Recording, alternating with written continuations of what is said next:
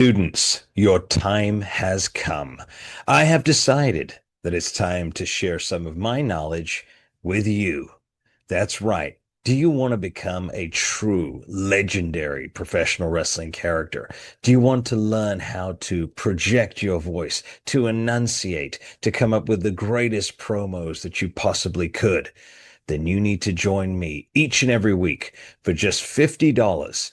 I am hosting a masterclass on Zoom. That's right. You don't have to travel. You can do it from the comfort of your own home. I will teach you how to become the greatest character you can be. I will help you discover who you truly are.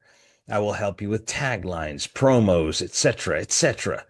Join me for just $50 a week in a masterclass of wrestling character development. There's a reason they call us the masters of wrestling.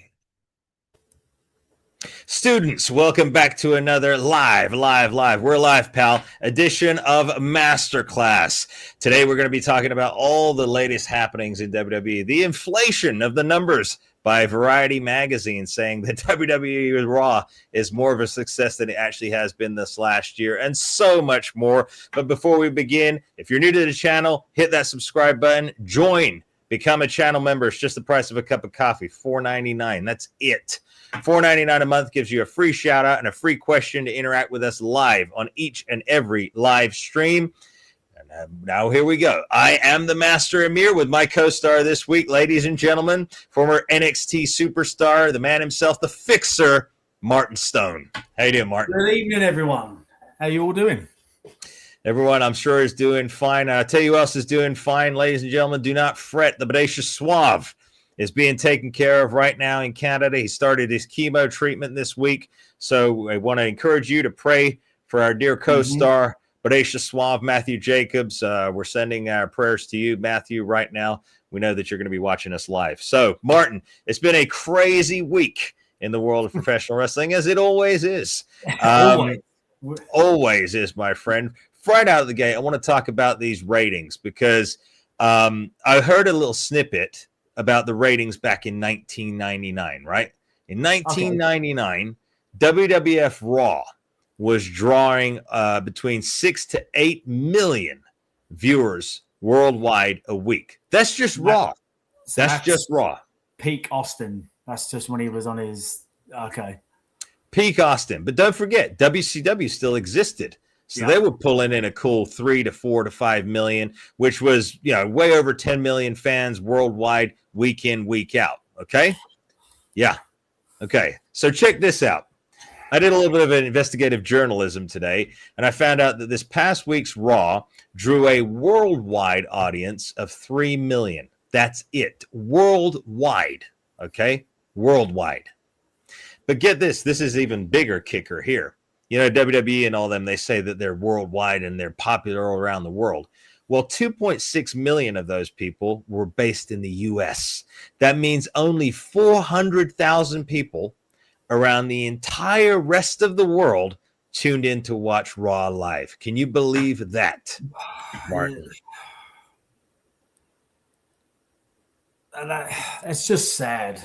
I hate that. Just, I want wrestling to just do so well and just be as entertaining and as amazing as it was years ago. I mean, those numbers just say it, Yeah. Why do you think that is? I think it's because, again, you're supposed to be watching a TV show, okay? I'm supposed to be watching characters on my screen that I don't encounter each and every day when I walk out into the street or at the gym or at the grocery store, okay?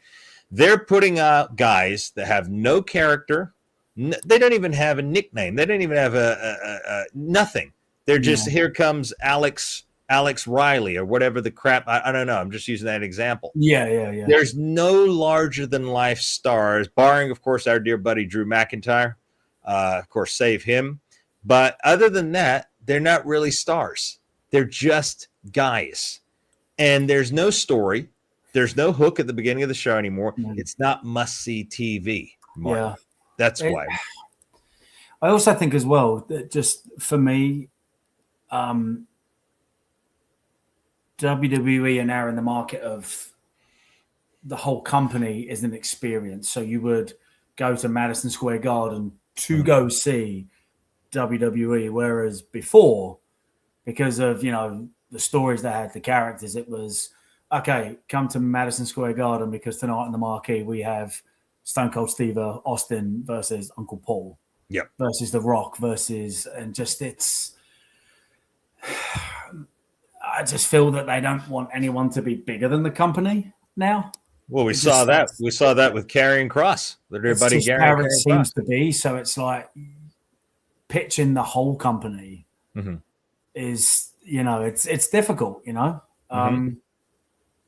Funnily enough, I mean, to try and tie that in, I don't know if you've heard about Conor McGregor. No, go. Tell what's happening. Conor McGregor has turned around and said to the UFC that they have to renegotiate contracts now because his contract was down to pay-per-view buys. Okay. But now it's streaming on Paramount. Right. Yeah. So now it's the same thing. Now you've got guys that can literally talk people into the building. But now it's on a streaming site. So is the UFC going to go the same way as now? Is it going to be, it's just guys for, because again, the same thing. You tune in to Conor McGregor because he can talk anyone in a seat. Yeah. And love him or hate him. I personally love him. You're always he's going to get a reaction out of you.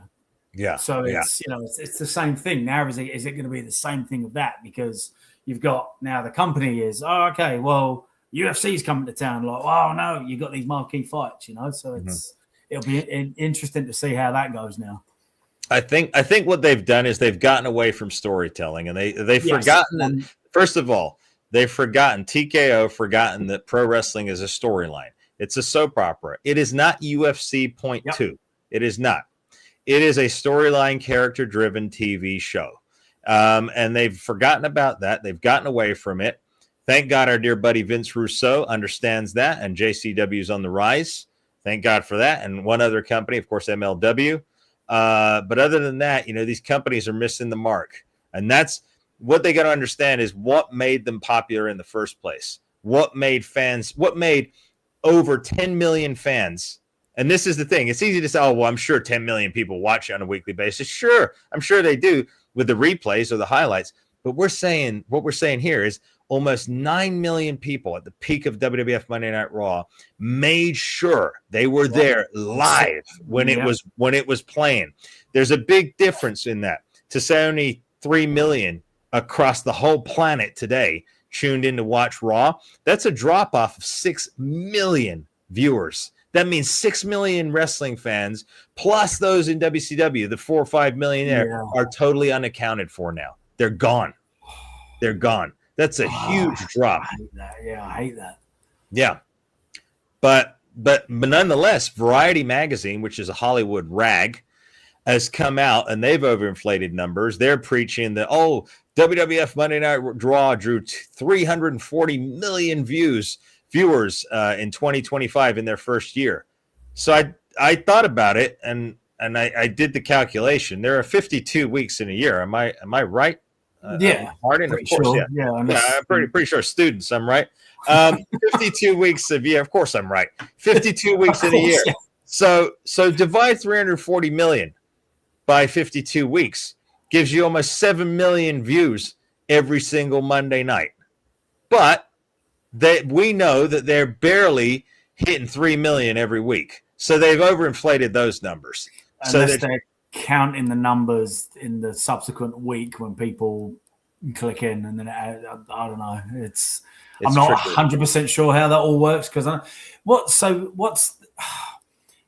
isn't there supposed to be like a box as part of your cable system that's like the clicker for when you?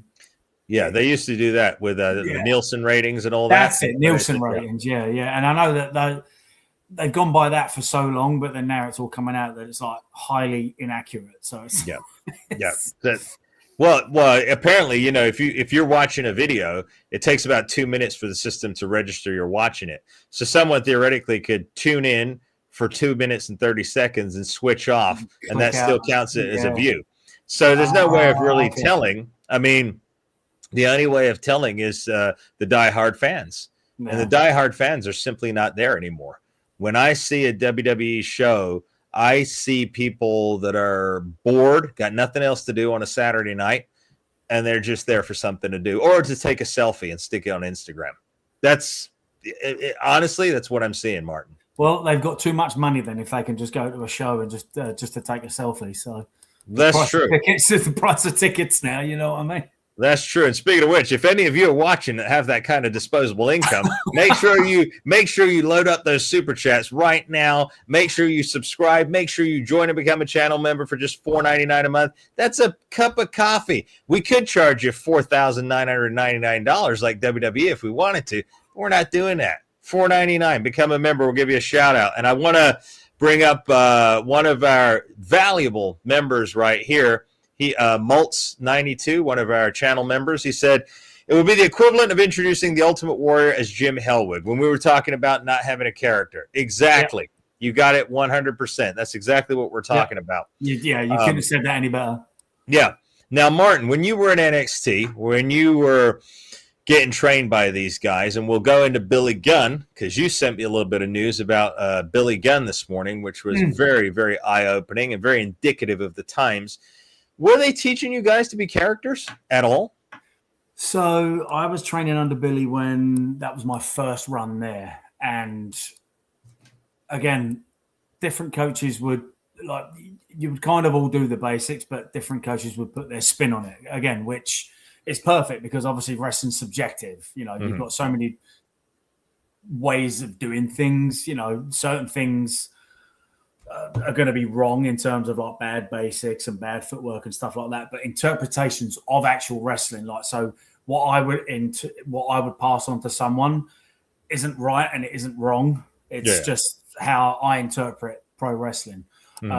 Billy Wood, he would always try and stress, hey, take, like, you know, if we were running drills and stuff, and he would always talk about, hey, don't forget you're a character.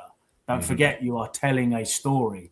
Don't forget, as much as this is TV, you have a crowd to try and engage and bring in, which, again, they don't do that now. And this is one of the things that was that he was talking about on that podcast. Yeah. He was just saying guys are going they'll start the match going 100 miles an hour, and there's no story. And, you know, it's hard to sell a wrestling match, you know, just, oh, I'm going to wrestle you and either you're going to win or I'm going to win. It's like, well, there's no story there. It's like there's no reason to love one guy and hate the other guy. So how do we, you know, and this is the stuff that he was talking about. Yeah. And I couldn't agree more. I really couldn't agree more. Like, okay, you have all your fireworks and your pizzazz. Okay, that's great. Save that for the end and that's your finish. Like, don't start with that, because then it ends up being a tennis match and no one wins a point. You're just going back and forth. So exactly. It's tough. There's no care. I'm actually going to read some of Billy's statement, which might shock some of those immature wrestlers out there who think they know it all.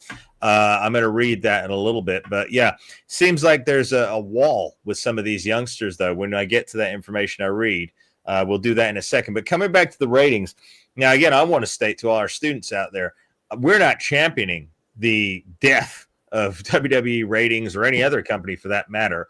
We will be talking about TNA, also their debut on AMC, where you mentioned that to me earlier, Martin. We're going to go into that in a little bit. We're not championing. We're saying literally the crisis time has hit, students. It has arrived. We thought it would never arrive, but it has. 3 million people worldwide. Think about that. The whole planet. Some YouTube channels, their videos get more than 3 million views. Think about that. And this is WWE, a billion-dollar company, barely pulling in 3 million people worldwide per week. That is an atrociously low number, Martin. Yeah, it's beyond. When Cody his whole storyline arc finished, when he finished the story, I genuinely thought wrestling was about to go on another boom period, because that WrestleMania was one of the best shows I've watched. You know, that was probably the last time I've sat through an entire pay-per-view.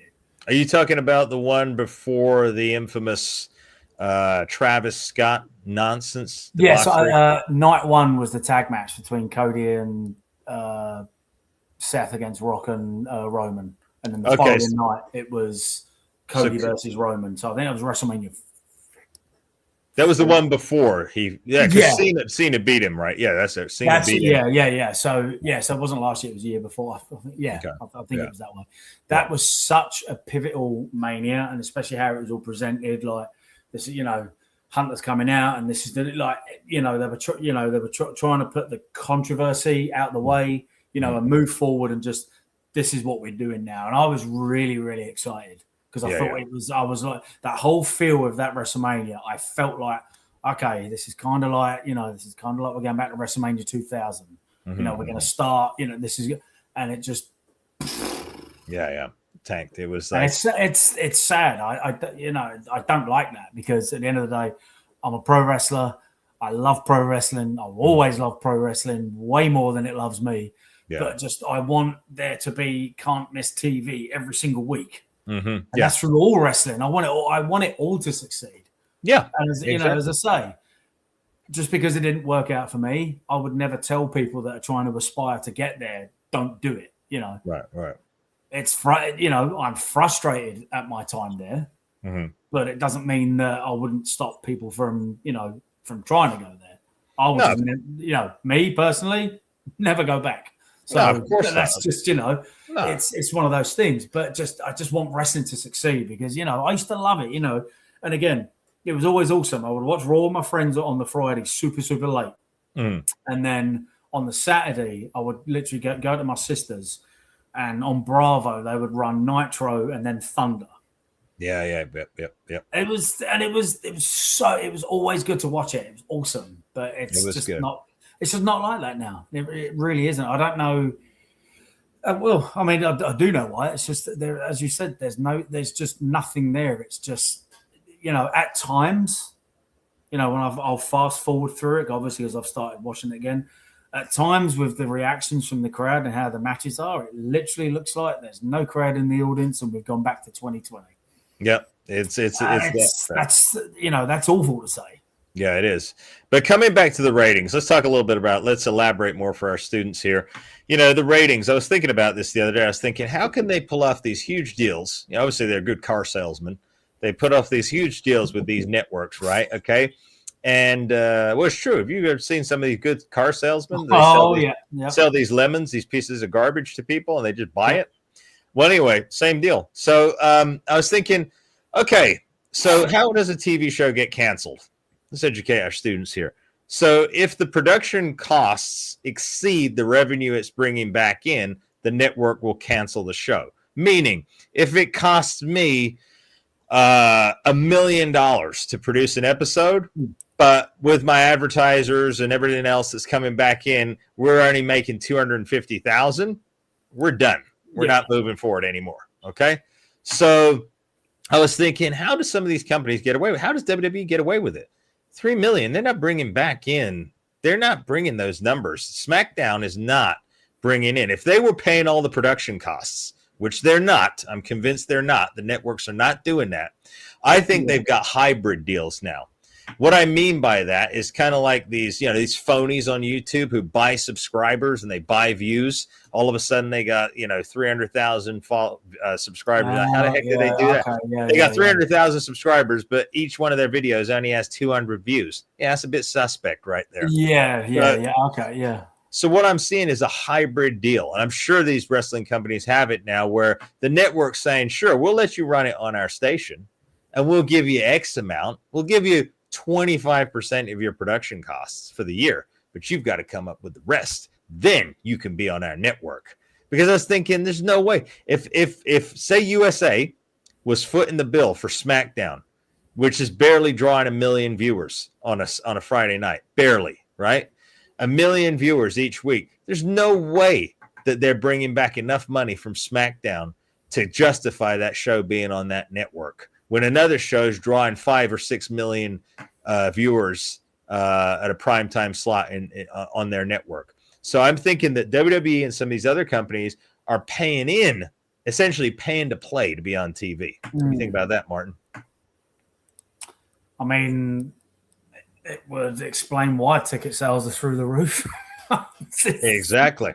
Yeah. Exactly. Yeah, then yeah. Yeah. I mean, yeah, it's because obviously the sets, especially Raw, Mhm.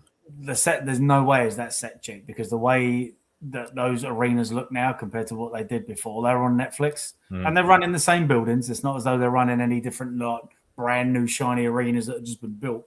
Right. So, But then something there for sure, mate. look at the overinflated contracts. Look at all the staff members, all the cable, all the equipment, all the machinery, all the trucking that is required. All of those things week in, week out. Tons. That's a lot. Excuse me. That's a lot of money, students. Tons. So, but anyway, let's get into this this segment that this thing that Billy Gunn put out, because I wanted to read a little bit of this. You sent this to me this morning. And bear with me, viewers here. Also, make sure you load up your super chats if you want to get involved. By the way, what was your favorite time in WWF? What was your favorite time for Monday Night Raw? 96, 97, 98, 99? You write us. Give us your super chats, and we'll address it on the screen. So I'm going back. Well, Martin, you sent me. Oh, here it goes, right here. We talk too much, yeah. I'm trying to find it right here. Okay, so Billy Gunn was a guest on a Real Wrestling podcast this week. And he said, this is what Billy Gunn said. They don't know how to work in general. Okay, this is Billy Gunn. He said they do not know how to work in general. We get it. Back in the 80s isn't going to work now because they've taken it so far to the extreme that you have to have a very good basic storytelling for me to follow along and see somebody actually wrestle. He continued, for me to advertise a match, me and you are going to wrestle. Nobody wants to see that because nobody understands, because there is no conflict. People don't want to just see two people wrestle. Exactly what you were saying, Martin, right? Except for people who wrestle and think they're going to mark out for you. There has to be a reason for us to fight. There has to be a reason for somebody like me to hate you. Just because we're going to wrestle, I don't understand how you get into that. Sure, there are some people that get into it, but I don't want you. I want everybody on the planet to see that's a star. So anyway, he was talking about all these guys doing all these dives and other stuff. Sure, there's a place for it, but let's work to get it right instead of all this other crap. So basically, he's telling these youngsters how to do it, but they're not listening to him. They're not listening to him, Martin. Yeah, I mean, it's. I guess it all depends on what the guys got into, sort of what their inspiration was, and again. Yeah. When I first broke in, when I was learning stuff and everything like that, and you'd get someone say, well, maybe you should do that. You're like, what does he know? Mm-hmm. But it wasn't to the point where we were doing overly dangerous stuff and, stuff that didn't make sense. We were still trying to make it make sense. Yeah. But just, it was like, well, and again, for me, I could have gone in that direction. I remember one of my first matches, I must have, I hit like 10 German suplexes in the first 3 minutes. Yeah. So just completely, way too much, Yeah. And then it wasn't until working more experienced guys like, Kid Cash and people like that were like, hey, just listen to me. Yeah. Yeah. And that's when the light bulb started to go off of like, wow, less really is more. Yeah. So I completely agree with Billy. And he can, what's the saying? You can lead a horse to water, but you can't make the horse drink. Well, I tell you what. Billy can only say, "Hey, try this," or "Hey, maybe do this." Yeah, he can only suggest that, and that is going to come down to whoever he's producing that night to take that on board. Well, I tell you what. If they don't start drinking that water, there won't be any water for them to drink because their company will be out of business. That's what's going to happen. If these young punks that are coming up, and I'm just going to call them for what they are, Martin. A lot of these jabronis are just marks. That's all they are. They're just marks. They are fanboys. I don't want to make you choke there. They are fanboys who cosplayed wrestler, and now they're getting to play wrestler in the ring, but they have no concept of the magnitude of the position that they're in, and they don't know their job description.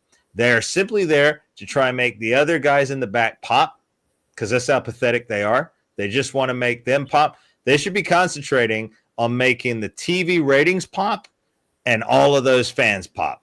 And again, this is another misconcept that these wrestlers have. They think, oh, it would give the fans. No, you give the fans what you want them to have. You are in control. I heard someone say, I forget who it was, but wrestlers don't pay to go and do these shows. Fans pay to go and see them. So who's in control? The guys in the ring. Sure. Yeah. So your job is to entertain those fans, right? And doing spots and just making them go, ooh, that's not, gasping because you almost broke your neck because you're an idiot. Congratulations.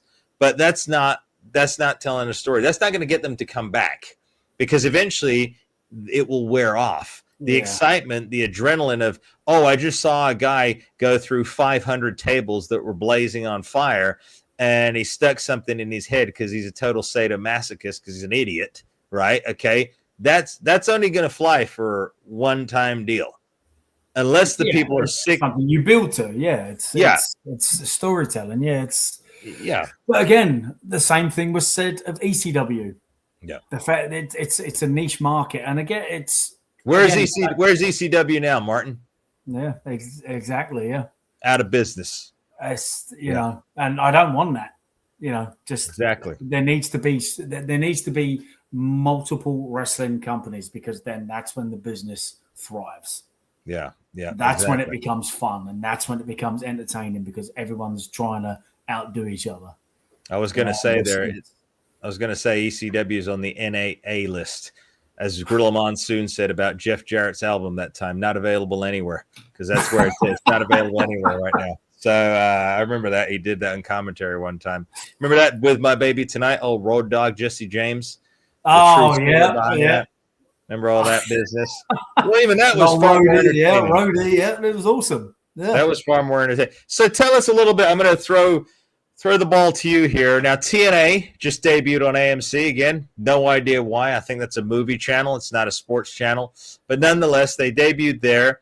The man with the soccer mom hairstyle, AJ Styles, officially, he came back to try and boost their abysmal rating. I'm going to talk about TNA as well because I want to spill the beans on what they do to people and the false promises, falsehoods that they promote to people. But anyway, how was it? How was the premiere episode of Total Nonstop Action on AMC? So I went to see a live TNA show last year, and again, some of the guys they have on that roster are absolutely incredible. Yep. Absolutely, like Leon Slater is. I'm not biased just because he's from the homeland, right. But just for me, watching him work, he was he put a perfect blend of when to do his high spots, when he was actually just getting on the mat and working. Just he made it very, very believable. Yeah. Now he wasn't on the show because I think it was due to visa issues. Okay. Oh, so TNA can't afford to. Can't afford. It could be one of those. It could be one of those. He'd gone back home or whatever it was like that, and just okay, you've got to renew it. And he's just, I have no idea what the visa issue was, but just I think he wasn't in the country for that reason. They probably couldn't afford it, Martin. The skin flints anyway. I didn't say that. Okay, but for whatever reason, he wasn't there, and just I think. Personally, for me, I felt that would have hurt them because he's really gaining traction, especially, he was on, he did that Saturday Night's Main Event show and everything like that and just had a absolute cracking match. So I think there was probably a lot of people that were ready to see that.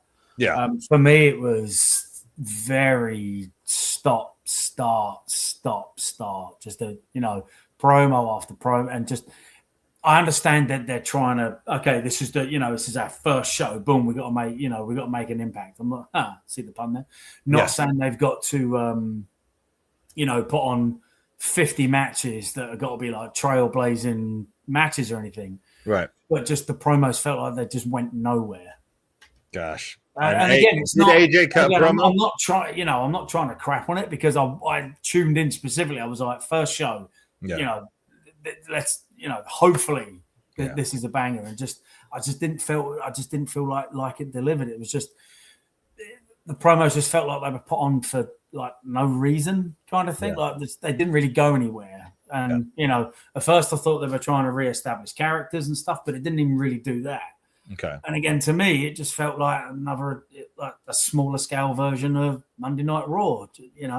Essentially, that's what it is. It's WWE are babysitting TNA right now. That's what they're doing. They're babysitting. Okay, fine, they're working with them, but then don't try and take their creative. Like, what got TNA to this point was because they were TNA. Yeah. So it's, because TNA back in the day was amazing. And it was. No. When it was on Spike and stuff like that, it was they had all the top stars there. They were, they were doing real storytelling, real creative storytelling. So again, it literally comes back down to what are the writers doing, Martin, one of our dear loyal members. And again, if you join and become a member for just $4.99, the price of a Starbucks cup of coffee once a month, you'll get to ask a question and we'll talk about it with you live right here on the air, like we're doing with our dear friend here, Matt Bannister. Matthew, I believe he's French. Alors, bonsoir, Matthew. Bonjour. Bonjour. Question, guys, if you both were in charge of creative in WWE, well, Uncle Paul is right now, apparently, to some people, in WWE, which talent, male and female, would be your picks to push and kickstart WWE back to its glory days, building the foundation? Matthew, that is a brilliant question. Of course, we only have the best of the best who tune into this podcast and subscribe and become members like Matthew right there. Brilliant. What do you think? Who would you, which talent, male and female, you only have to pick one, would be your picks to push and kickstart WWE back into its glory days? I can only be current roster, so I can't even pull from the past, which is a sad thing. Wish we could, but current roster, who would you pull? Can I steal from another company, or can I steal from another company? Yeah, money talks. All right, Jacob Fatu. Okay. And Tony Storm. That's who you would start rebuilding the foundation. Tony Storm is, pardon the pun, her character is timeless, because anytime you would start to think she's going to go stale, she changes and changes and changes and changes, and she has kept everything so entertaining. And for me, she is the best female wrestler right now. Why? Because she's literally one of the most standout characters in all of wrestling. Well, she is actually the poster child of AEW, which is irony, because wrestling is predominantly a man's sport. It always has been. So I'm surprised that she's the poster child for AEW. Matthew, I'm going to start with my Uncle Paul. Again, people are going to be surprised. Why my Uncle Paul? Because I've said it, because again, it starts at the top. You need to bring back a Mr. McMahon character. And Uncle Paul's pushing all the right buttons. People hate him, after the whole Karrion Kross situation, right? So Uncle Paul just needs to turn that up a notch, right? And he should literally call himself Uncle Paul on TV to really piss people off, right? Seriously, think about it. Uncle Sam, Uncle Sam, condescending, right? Uncle Sam, Uncle Paul. You should all be thanking your dear old Uncle Paul for what I did last week on Raw. Boo, boo. That's the juggernaut.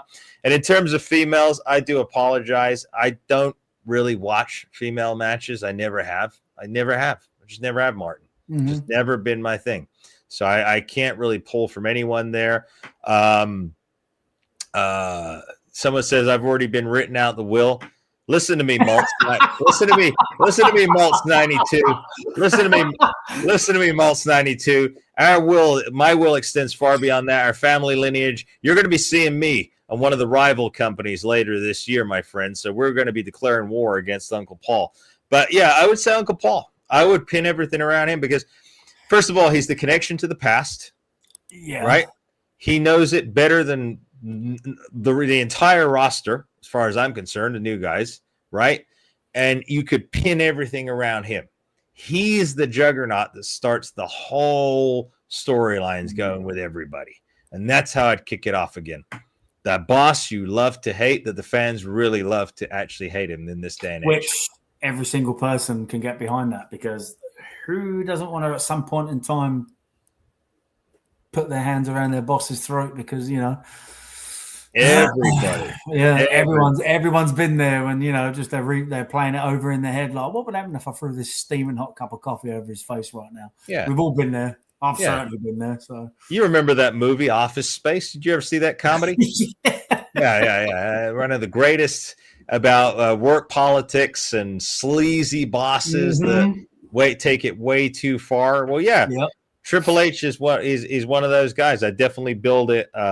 I definitely start with it. That was a great question there. Yeah. Fantastic there. Someone said you look like a young Triple H. Yes, it is my Uncle Paul. You see the relation? I'm glad you do. What else were we going to talk about? So spinning out of that, I was going to ask you again about AJ Styles. So was AJ on TNA this week? Yes, he was. Yeah, he opened the show with a promo. That's all he did. I hope it was a better one than the one he did with and there was Gunther. a few backstage segments where he was getting behind Mike Santana, and again, Mike Santana is one of their greatest assets, and I couldn't believe that he won the title after all this time, and everyone got behind it. Taylor's oldest time, Rocky Balboa. It was tremendous. So what you're saying is Santana defeated our dear buddy Frankie Kazarian. I'm not going to give away spoilers. Okay. Well, I think I just did. No. But what I'm saying is that they finally put the title on him, and then I think the way it worked out, they ran no shows after that pay-per-view, and then he lost it on like literally 30 days later, and they put the title on Frankie. So I think they hurt him doing that. Yeah, I think so. I really do think they did, because he's such, he's gone through he's had a real bad time with addiction, and he's beaten that, and he's clean, he's sober, he's got in fantastic shape, and just everyone's behind him, and I just feel that they've lost all momentum with him.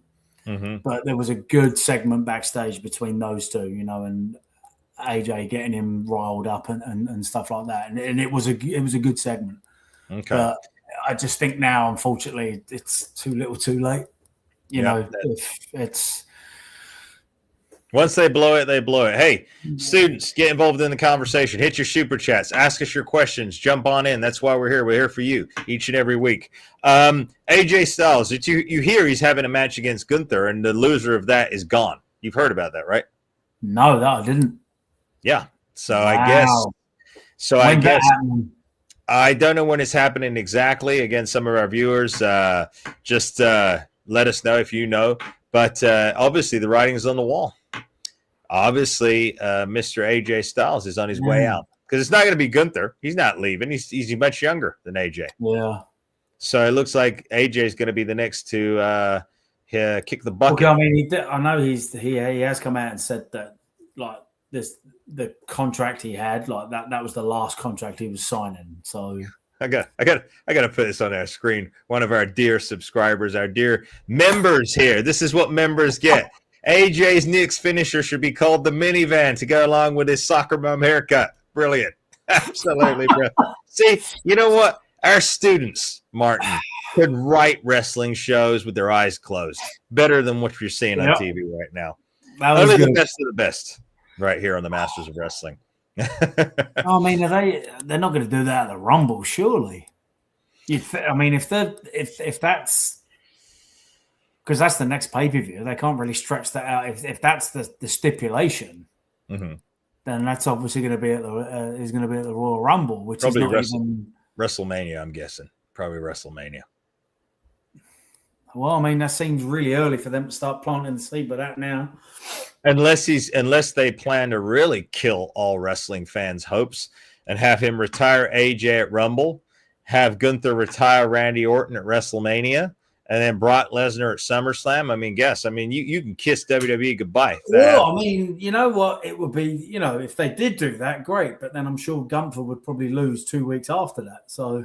Yeah, probably lose to Taka. You know what they do? They probably bring back Taka Michinoku, and he'll beat him. Because didn't Gunther tap out recently? Like I heard that, and I'm why? Because stupid story. They like the stupid promo they cut in the ring that time. Him and AJ. Oh yeah, and AJ slapped him, and then he just stood there and looked at him. Like just stood there. If someone slapped you in the face, Martin, what would you do? Slap them back, spit on them, stamp on their head, like everything. Exactly. That's what I'm saying, man. It's just the silliness of it. But anyway, going back to TNA, I want to bring this up, because we talked about going and being an extra for certain companies, right? Remember we talked about that?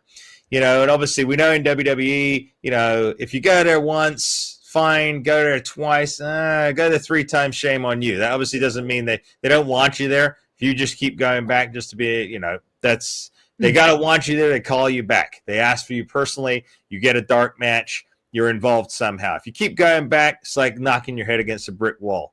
More fool you. Stupidity. But nonetheless, they pay you. Bottom line. WWE will pay you. AEW will pay you, right? They'll pay you to come there and basically be the what's that term they use in England? A dog's body or something when they talk about GDB, General Dog's Body. Yeah, General Dog's Body, which means I say jump, you say how high. I say pick up that trash, you go and pick it up. I say scrub that toilet with your hair, you go and do it, right? It's that kind of thing. And again, some of these companies are that bad, by the way, students, but nonetheless. So TNA does not pay you. Did you know that, Martin? They do not pay people. They survive on free labor. Free labor. They dangle this proverbial carrot in front of the aspiring wrestlers, and they go and they pull out 14-hour days, and you know what they pay them? $0. Zero. Because they may give you a dark match or something. They may throw you a bone. I worked for TNA. I've only ever worked for TNA twice. Once when I did British Boot Camp, and then when I did Gut Check, and I got paid for those. Well, they obviously had different leadership back then. Wow. Not today, my friend. Not today. So they do not pay, and they have people doing things that they shouldn't be doing. Let's face it like that. You ever heard of a wrestler serving food to other wrestlers backstage as part of their extra work? You ever heard of that? Like you serving other wrestlers food when they come in and you're standing there giving them their chicken breasts and their rice. You ever done that? You ever heard that as being part of extra work for wrestling company? Nope. That's what TNA do. Yeah. Yeah. There were wrestlers serving their stars food as part of their extra work. Yes, I witnessed it firsthand. Yeah. Yeah. That's rough. Yeah. Real bad. Not to mention the fact, when you clean blood, you need a hazmat. There's a permit you have to have. You have to have, because you're not supposed to. I know exactly when it has. Hazmat. Something like that. Viewers, help us out. Students. Health and safety. Yeah. Okay, so the only person who should be cleaning blood technically should be someone who has that license, correct? One who has that permit and license, or an EMT sort of thing, somebody like that. Yeah. Well, the wrestlers that they brought in for free labor, they were cleaning the blood too. Can you believe that? Yeah. That's who they are. That's at least who they were midway through last year. That's what the leadership was at TNA. Total nonsense assholes. Yeah. So, anyway. I just want as many places for the boys and girls to work and make a living. And it's when you hear stuff like that, I'm like, oh, well. Well, and you know what? No one gets anything accomplished without saying anything. So I'm glad I said it. It's true. Because at the end of the day, we love professional wrestling. We're not here to be taken advantage of or made fun of. Okay, we're here to serve fans. We're not here to play games. We're not here to play secret society groups. We're here to entertain fans. We grew up and we want to be role models to people. That's here. We're entertainers. That's what pro wrestlers are. Nothing more, nothing less. So the people that turn it in to that kind of bullshit, that kind of what's that word? When they go to colleges, the frat initiations, all that bullshit that they do. That's what some of these companies have turned it into. But thankfully, not WWE and AEW, from what I've heard. Yeah. Well, I mean, I've never had to serve food to anyone or clean up blood. So, yeah. What does it entail to be an extra? Martin, what does it entail to be an extra? Run the so in case we've got any aspiring wrestlers, and again, I want to say aspiring. If you are an aspiring Mark super fan, don't become a wrestler. I'm talking about those who truly want to become a wrestler. What should they expect to do at an extra work? You are going to be on hand to, if they need a group of security, if they need someone to, pretend to be a EMT in the background or anything like that. Sometimes you would just be used as background enhancement, when you've got the wrestlers walking through and then you've got people talking. Sometimes they'll do that. And then obviously you'll also be on deck to actually get in the ring and work.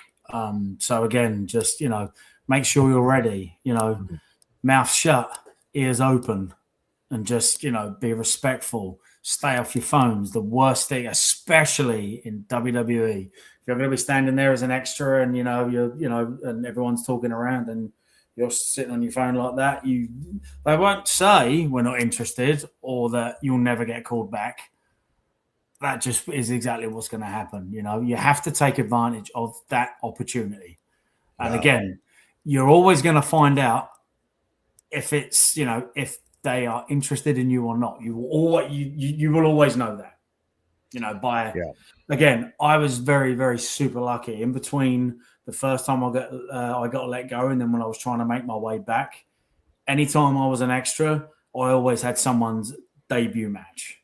Okay. Because they knew I wasn't going to try and get myself over. I wasn't going to go into business. I wasn't going to be difficult to work with.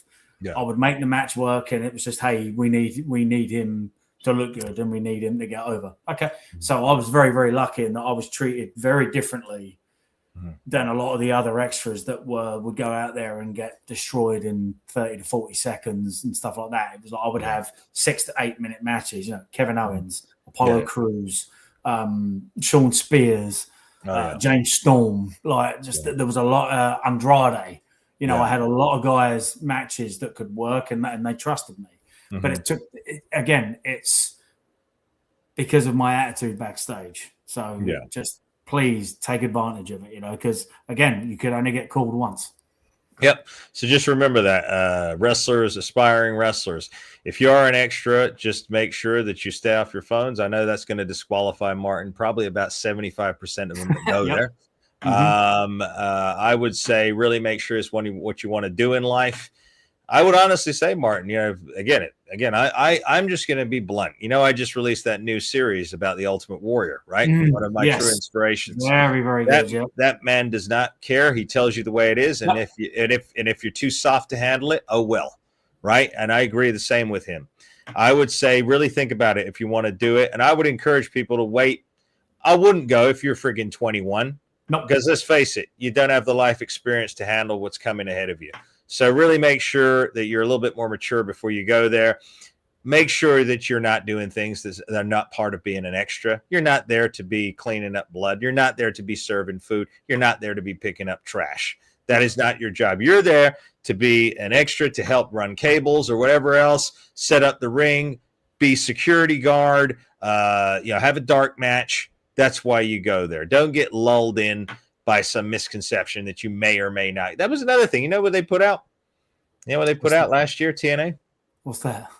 They said at least 50% of people that do extra work for us get contracts. 50% is a statement. Yes, I have that statement where they wrote that. I have it. Yeah.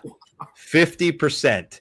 Really? I don't see 50%. No, I don't either. I don't see much of an influx of talent coming in on a monthly basis. No. So I don't know where that 50% comes from. Especially considering they just released a load of people as well. So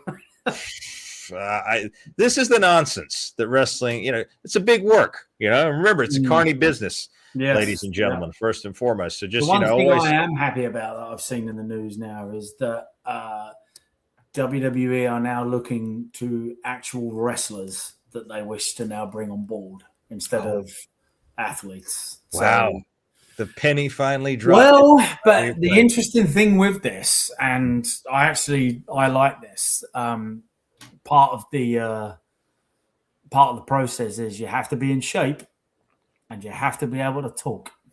There you go. Bottom line.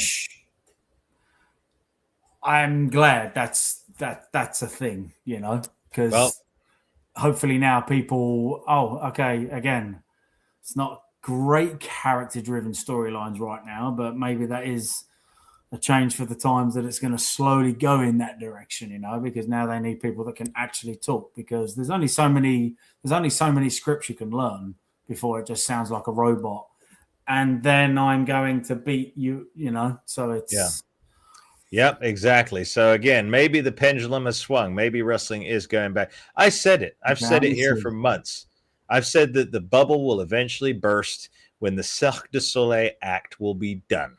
And you will no longer be able to just get in based on a backflip and a cartwheel, right? Which theoretically, backflips and cartwheels, typically girls do that in gymnastics class when they're little, right?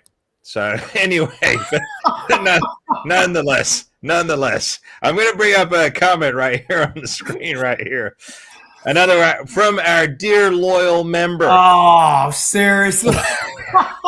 Now, this is a joke for all you Brits out there.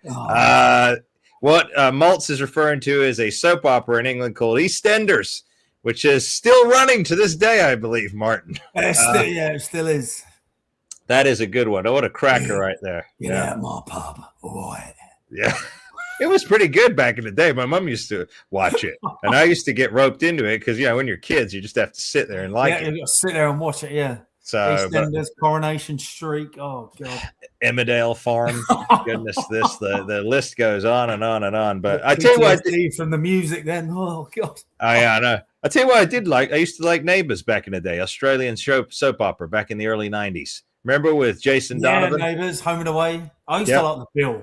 Oh, yeah, the Bill was pretty good. I used to love the Bill. That was brilliant. Yeah, pretty good. Again, must-see TV. That's what we're talking about. Must-see TV in the UK. That's what we're talking about right here. Now, going back to blood, cleaning blood, again, this is not TNA. This is WWE now. Do you know that they are auctioning off Cody Rhodes' shirt, the one that has blood on it, when John Cena turned heel on him? This is how desperate TKR are to make money, to bring in revenue. The auction started at $1,500. I don't know what it's at right now. That was the starting bid. But why? I just hope his blood's clean for the sake of the person who buys it. 100% it will have to be. It would have to be. With the whole testing process, you have to be. I'm not even concerned about that, but that was so long ago and so much has happened since then. Why, auction off Cena's gear that he left in the ring? But why would the blood? Plus, again, they could have probably just cut him and sprayed blood on a new shirt, because I doubt. I'm sure he probably washed it. I'm sure he washed it. Someone will buy it. I guarantee it. Well, students, we hope it's not one of you, because if you're spending that kind of money there and you're not spending it here, we got problems. All right. I've seen guys at shows like sell stuff like that at the merch tables. But I've sold boots. I've sold ring gear. So that's very surprising for something because it's not as though it's like iconic. It's not as though it's like Andre's boots or Hogan's boots or something along those. It's not really an iconic. Huh? But what does it say? CPO are trying to scrape as many cents and dollars and nickels and dimes out of anyone. They are before they sell to the Saudis. That's what it is. It's like fleecing. I told you what the definition of an agent is, right? You remember? No, please. Carpetbagger. so they want every penny they can get. So they want them all. You've just summed up every wrestling promoter as well. Brilliant. No. And I want to make that statement, Martin. There are a lot of tremendous wrestling promoters out there. I know some here in Southern California, and you know some fantastic ones out there in Florida who have a passion for the business. There are many out there. The two great companies that you and I like, at least the only two I like at the top of my list. Mm-hmm. We all know who they are. But, there are great ones out there. There are great ones out there. But Hollywood in general are those type of carpetbaggers. So they're, again, selling a bloodied T-shirt just to – again, it would be one thing if it was Cody Rhodes selling it because his career ended and he needed money. but Yeah, it's WWE selling it from their own yeah. WWE site. Because it's not. I mean, when did I mean Cena turned heel? What, mate? Was it just over a year ago? It was yeah, before WrestleMania. So So it it's not was even. It's not even something that's like iconic. It's just a shirt. yeah, That's exactly. yeah. That's a strange one. That again, if if they were selling like props from back in the day, which I do think they do, they've auctioned off props and stuff like that. That Mhm. okay, that's one thing because that's a piece of history.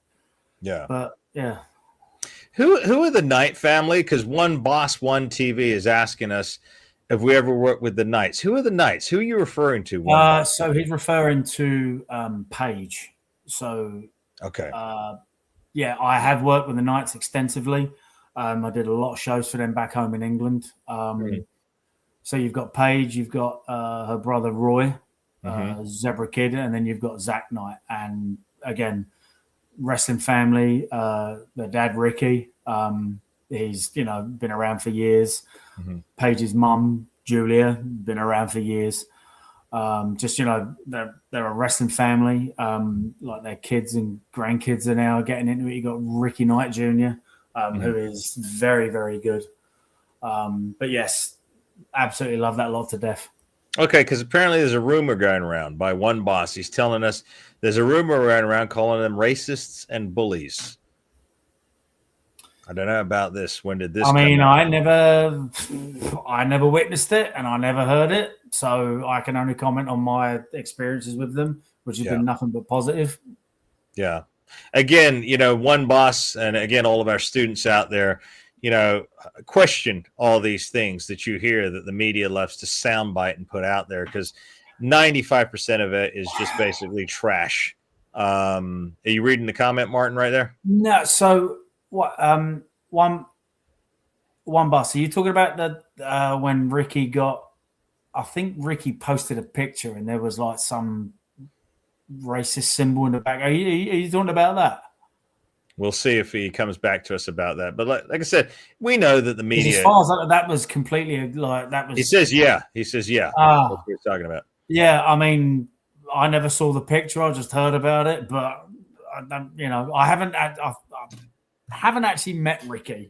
so Well, I've man, been I've I've been in America since 2012. So yeah, I didn't know they were. I do apologize for that. Like I said, I mean, but I want to talk about something else, right? Hey, Red Fox Punks, he's in the chat right now. This is my co-star. He's right there from the Ultimate Truth podcast. He is in the chat right now. How you doing, David? Nice to have you here. But I want to talk about this woman here who was trying to get into WWE. Again, apparently was in NXT as Sally Grace. She's got way over 500,000 followers. And I guess she does a lot of adrenaline sports. She does sports and stuff like that. Probably a little bit of an extremist or whatnot. But check this out. So she was talking about the WWE's training performance center. And she put out a video recently talking about how they are so reckless that she complained about, the velocity that they're trying to make him hit the mat, right? Take their bumps. And she said, no, I got, an issue with my head or something like that. I'm not going to be bumping. Like she said, it was really hard. They would say, no, harder, harder, boom. And apparently a lot of guys are getting concussed. And as she said, they don't care. They're saying, oh, well, you've got to smack down even harder. Coming back to that extremism we're talking about when, if one move, if you fly off of a steel cage, it's not enough anymore. Now you got to climb up, hang on to the darn spotlights and fall from there into the steel cage. So apparently NXT are teaching these guys that, hey, you're going to get concussed while you're training in NXT, and you better just suck it up. Isn't that was that illegal? the Isn't that a violation? so was that the tryout or is she signed? I don't believe she signed anymore because she's speaking out. I think she bowed out. She said, "I'm done. I'm not doing this." She went there to try and I guess she was training and working in the performance center, but then she just Oh, quit. that's the okay. Yeah, that's right. So that's okay. So that was one of the tryouts that was just held. Mm-hmm. Yeah. So she No. quit. She didn't want to be part of it because she said it was ridiculous. And I agree. Do you think, because I've seen some of these idiots, these clowns that really try and bump like as if they're trying to make the ring just friggin' explode or something. When you watch the old school stuff, people didn't friggin' hit the mat that hard. They just took a, yeah, they just took it back. But these guys are deliberately trying to make it sound even louder, even harder. What were your experiences? Were they really big on that when you were at the Performance Center? No, not at all. No. So I mean, again, I was never privy to the tryouts. They would use guys to help out with the tryouts. I never saw one, Mm-hmm. and I never had to experience one. Mm-hmm. Like technically, the only time I tried out was in 2010. But Mm-hmm. the tryout process was very, very different then. It was, you would turn up at TVs, all the extras would get in the ring, you'd get called up Mm-hmm. and you'd have to wrestle for 5 minutes to see if you could work on the fly. And then, they would literally either sign you or they wouldn't. Compared to now where it's, you have to go there and, get blown sky high and then cut promos and then go into a strength and conditioning workout and, just basically ran until you not puke, but I guess it's just to see if you're going to quit. Yeah. But I mean, if people are getting hurt now, then I mean, Well, she's saying it, and she's got yeah. almost 1 million followers. I don't think she's just making stuff up. Well, I mean, it's her experience, so I doubt she is either. I'm sure people have expected. I'm sure people have said about me, I think he's trying to say it's worse than what it was. But yeah, there's no reason for her to lie about it because again, she's not signed. She went for a tryout, So yeah.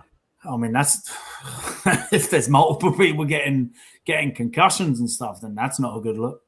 No, not a good look at all. But it just, I mean, I think if I was casting, if I was bringing in new talent, actually, I hate using that word talent. It's so stupid. Let's stop for a minute, Martin, right? I've heard people say that in Hollywood about actors. Oh, the talent.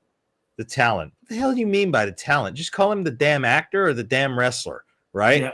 Because at the end of the day, there are a lot of wrestlers that have zero freaking talent and a lot of actors that have equally zero talent. They just happen to be at the right place at the right time. So anyway, it's no longer talent. It's wrestler or actor, students out there. If I was casting him, though, seriously, Martin, I wouldn't give a crap about any of that superfluous stuff. I want to know, can you friggin' talk? If I put a microphone in front of you right now, right? Can you engage me? Can you say something interesting? What is your face telling me? Do you move your eyebrows? Do you open your eyes? Do you squint your eyes? Do you act with your face? Number one, if you can't do that, I'm not interested in you in the first. No. You can do all the runs around the lap all you want. You can do springboards and gymnastics, and it's not going to razzle dazzle me. So that's the first thing I do. Second thing I do is like what you had to do. Get in there and call a 5-minute match on the fly. And I want to see your psychology. And based on those two things, and then how I see you interact, how your professionalism, if you're on time, if you're polite, I can see through you if you're a damn lying scumbag just putting on an act, all that kind of stuff. That's how I would hire you. All this other crap that they brought in, that's why they're in the trouble they're in right now with those ratings, because they brought in people that did not hit any of those markers. All they did was they impressed them with their cardiovascular conditioning and moves, and that's not going to do it. I understand the cardio aspect. Especially to the point where, like, obviously you don't just want to go, I can't do this, I quit and just get out of the ring. I get it. They're trying to see if they can dig deep and just get through it. I completely understand that. But, I mean, if guys are getting knocked out, I mean, that's not all that's going to do is, and again, they may not be pro wrestlers. But you never know. You could have the next Rock just be like, yeah, this ain't for me. See you later. Yeah. You just don't know. Can you see what I'm saying? Like, it's a risky. tough one. Yeah, it's risky. But, I mean, if it's multiple people getting concussed, then that's where my question goes to, like, well, why is there so many? You know, it's not just if it's one, then it's a freak accident. Like, oh, you know, you didn't tuck your chin prop, whatever. But if it's multiple people, that's not good. There's a lot of people, Martin, sadly, a lot of wrestlers that are in the business now or have been in the last 10 years. I'm not going to name any names, but there's a lot of them that will end up sadly crippled because of the stupidity that they're doing right now. Yeah. You know, there's a time and place. I can't remember who was telling me the story recently that somebody did a move. What? No, it was you. We were talking off camera. That's it. Yeah, jog my memory. We were talking about Pac, right? Yeah. About one big move because I'm not going to be doing this again for at least six years or more. Yeah. And because smart, right? I'm going to do it one time, and that's it. And then it's something special that happens once in the blue moon. Yeah. You're not supposed to do these big moves week in, week out, especially on the. I mean, I've said this before to indie guys. How much are you getting paid? You're getting paid $50, maybe 20. $70. Why the heck are you killing your body like that? Tell a story, entertain the crowd, and go home healthy. But no, they take it the extra mile. They fly off the ropes. They land on concrete floor. They go through tables. They get busted open. None of them have health insurance. Yeah. I mean, what benefit is they going to get you? You know, Martin. That's a big one here. Students, please get health insurance, some form of health insurance, because you know you don't ever want to have to use it, but there may come a time when you will have to use it, and if you haven't got it, it's gonna suck. So just again, if you're wanting to break into the business, just be smart. You know, learn from the people that told stories, learn psychology. You know, and just again to your point, guys in years to come, you know, they're doing so many crazy things, and they're just going to be, you know, they're going to be so broken down. Yeah. Students, I never came off the top rope once, and I've had 5 shoulder surgeries and 3 knee surgeries, and I was careful. Yeah, because it catches up with you when you stop.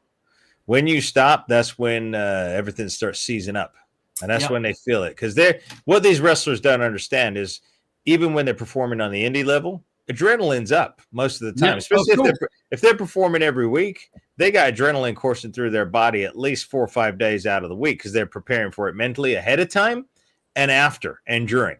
So that adrenaline it doesn't just go up and down and that's it. It goes up and then it coasts back down. So they're still riding the wave, and then they jack it up again. So they're living off adrenaline right now. Yeah. Right? They're not living off it.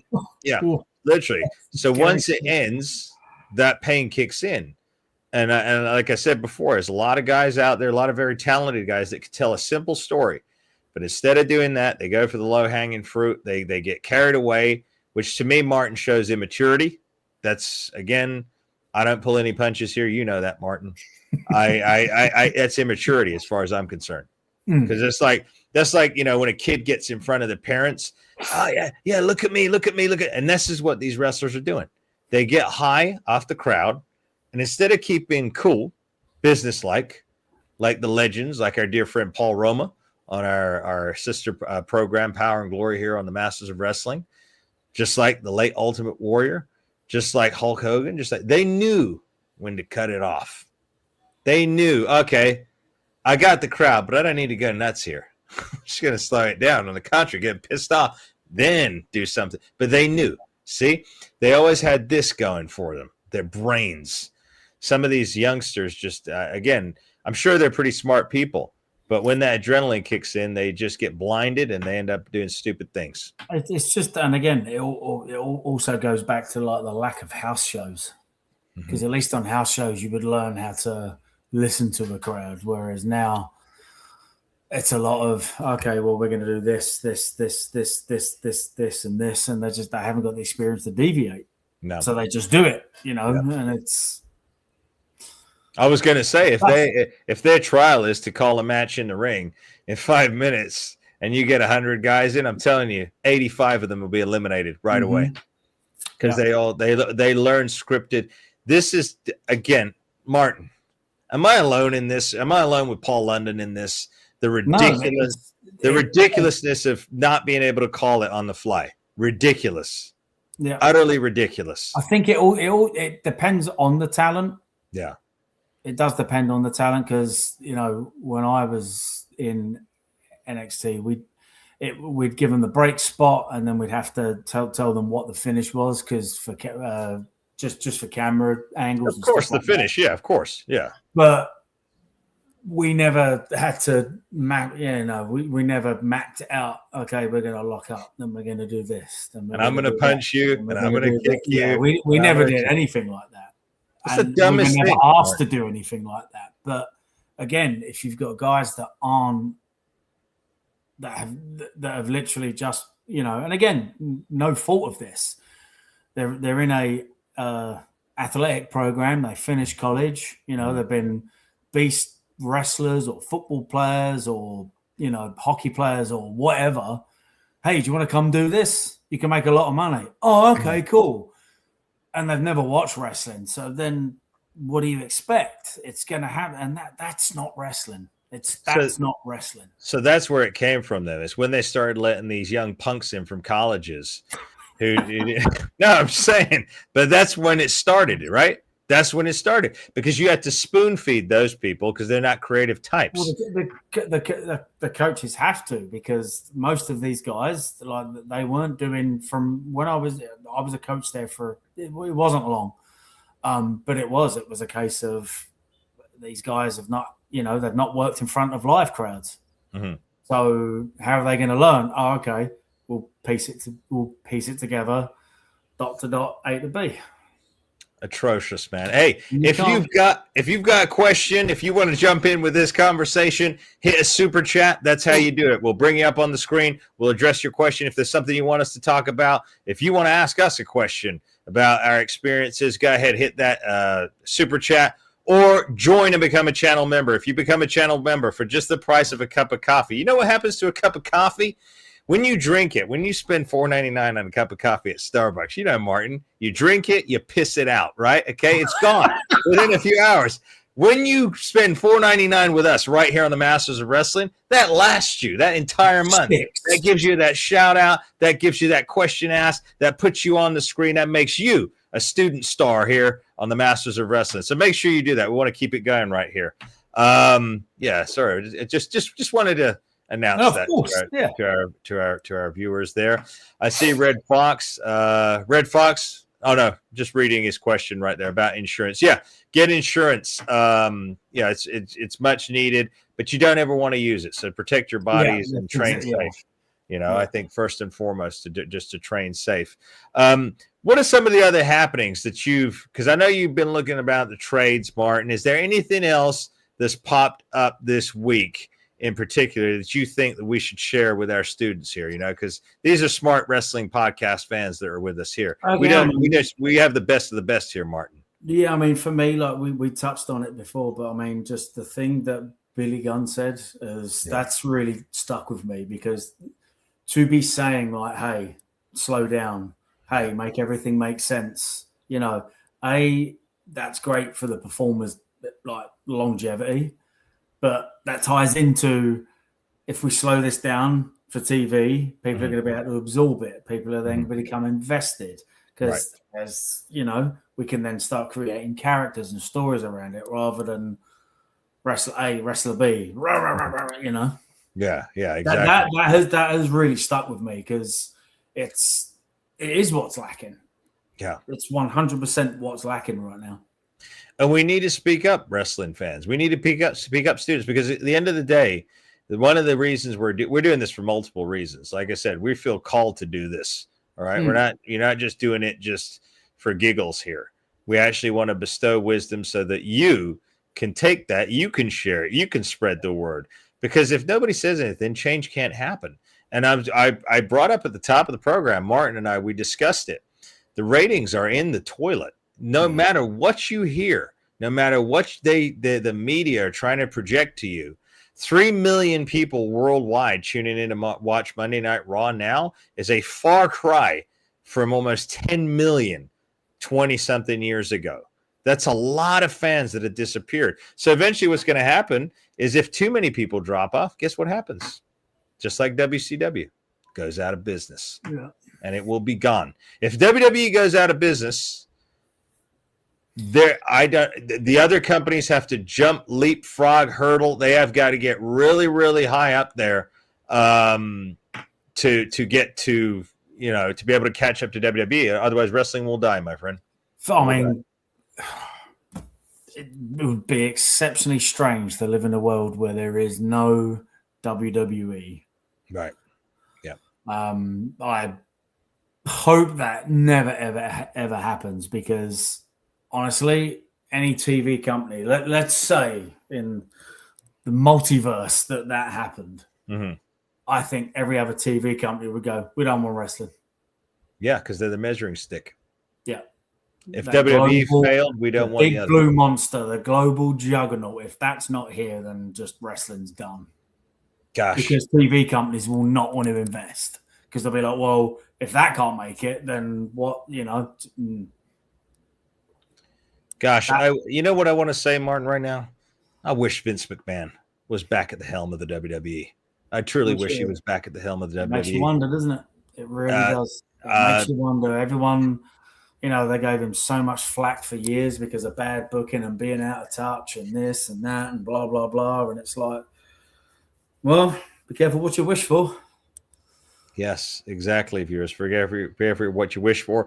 Ray Dotson, he asked an important question to me, Martin, because I'm a man of faith. He said, hey, Master Amir, which video did you talk about your testimony about Jesus Christ, Yeshua? Well, I have not completely given my testimony as a whole yet, Ray, so I will do that on a separate video. So those who choose to listen, those who are called to listen to it, can go and listen to it. So I will do that. But as everybody knows right here on the Masters of Wrestling, I give all glory to our Lord and Savior, Jesus Christ, Yeshua. For without him, I wouldn't be doing this. I feel called to do it. Okay. So that's why we're here. I will give that testimony, Ray. I will shoot a solo video about that, and I will drop it on the channel in the coming weeks. So look out for that one. Absolutely. Thank you for that, Ray. Yeah, equal is important. But yeah, I think, we're in that point where we really need to start making noise, Martin, because like I said, the fate of wrestling, indie wrestling will always be around. It will always be around, but you can't make a living on that. But will it though? It will, even if the big company. Well, actually, you know what? But You're will right. it? Let's right. let's be like, how many people, if they're sitting at home and they watch wrestling, parents and three kids, let's say, kids are watching wrestling on TV, with the ticket sales being as expensive as they are right now, you're looking at dropping what, $5-6 for a family of 5 minimum. That's without parking and everything like that, and merch, loan, a small loan. They happen to see an advertisement. There's an indie wrestling show down the road. Okay, tickets are $20. Perfect. We'll take the kids to that. Right. If the industry leader's gone, those kids aren't going to be watching wrestling. So, yes, nothing will be spearheading them in that direction. Yeah. Correct. You're right. So again, we really need a champ. Yeah, I mean,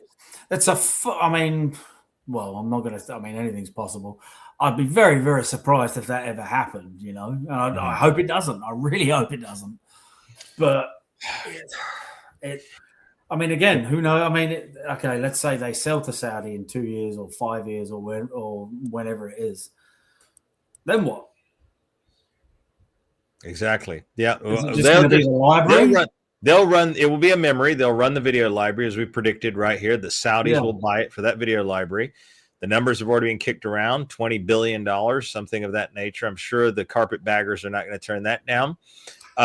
Matt Bannister, our dear loyal subscriber right here, a member of the channel right here.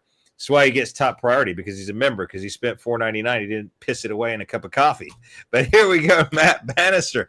I would love a TV production to offer the Dungeon Wrestling to really rival WWE and AEW. You are absolutely correct, Matt. Merci beaucoup pour votre suggestion. I think there needs to be a third. And there's a couple of companies that we got our eye on that think I think they can take that third spot, because despite what Matthew Hardy said, TNA is not number 2. TNA is basically WWE NXT Mach 2. is what they are. Yeah.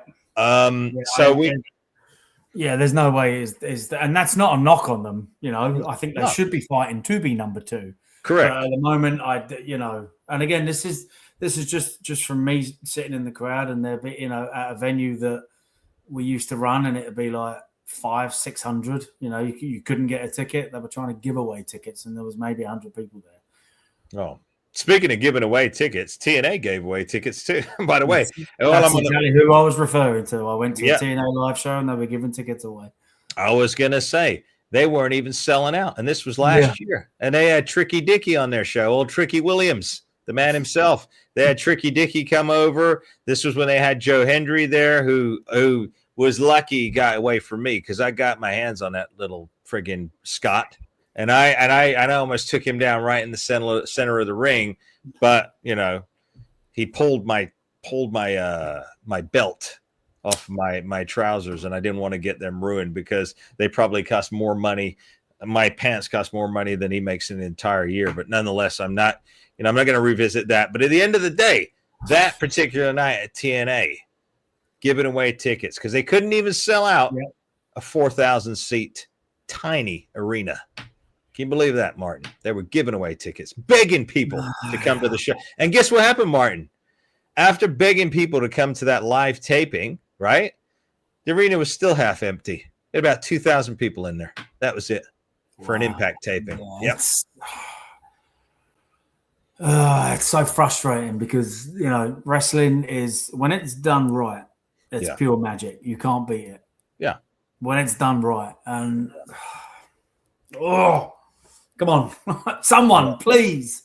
Exactly. I'm going to break away because I see Ray Dawson there. Please pray for me. My prayers are for you, Ray Dawson, for whatever you're dealing with. Pray for us too, first and foremost, that we all have optimal health. We pray that for all of us because that's first and foremost. We all need optimal health in the name of Jesus Christ, Yeshua. Thank you, Ray, for your prayers for us too.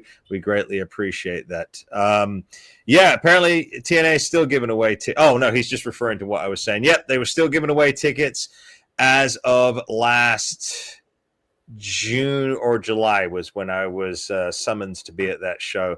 The only reason I was, the only reason I was there, Martin? What's that? Because at the time I was still, I was talking to Uncle Paul regularly, and this was before the deal happened, right? So he had asked me to go down there just to check out the lay of the land, see if we could just bulldoze over and take that company under their wing. And anyway, I did my job. Here we are a year later. They're working for Uncle Paul.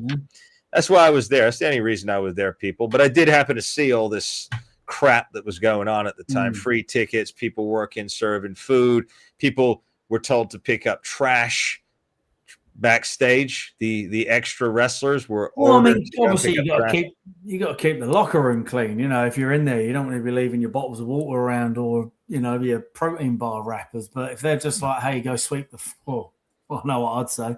Yeah, that's what I wouldn't be invited back. Put it that way. No, this is what they were doing to people. They were saying, sweep up the floor, go and pick that up. Not your own stuff. They were asking people to go and pick up after Tricky Dicky. They were asking people to go and pick up after Mr. Action Figure, Matt Cardona. That's who they were asking people to pick up after these guys. That's what they were doing. Yeah. Crazy stuff, man. This is the world that this is how wrestling has gotten, but third company. All right. Third company. All right. Let's look at the availability of this third company, Martin. We both know JCW's on the rise. Yeah. Our dear buddy Vince Russo is at the helm, firmly in the driver's seat. That product, I've been watching it week in, week out. Every week has improved upon the last. I like every week. Yeah. I like it because it literally is the circus. You have a bit of everything. Yeah. And that's exactly what pro wrestling is. Yeah. You got your lion tamers, your tightrope walkers, your clowns. Like it's got something for everyone. Yeah.